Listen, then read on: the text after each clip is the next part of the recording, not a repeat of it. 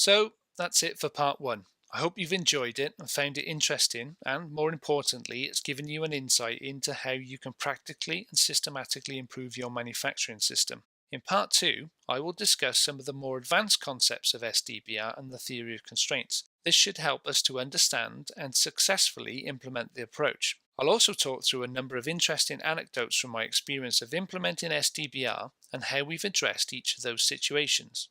This is some of the learning I've accumulated from over 20 years of helping my clients implement TOC in their organizations, and I hope I can save you from making some of the mistakes that I've occasionally made. I hope you'll find it really useful in developing your understanding and expertise.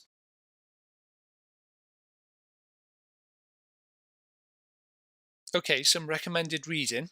If you'd like to learn more about SDBR, then I strongly recommend reading, if you haven't already done so, or rereading Goldrat's Standing on the Shoulders of Giants article.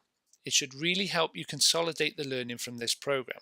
If you'd like to read more, then I suggest reading Ellie Schragenheim's book, Manufacturing at Warp Speed, which he wrote with Bill Detmer, and which discusses SDBR at length and in a lot of detail. It should come with a simulator that you can use to explore SDBR further on your computer.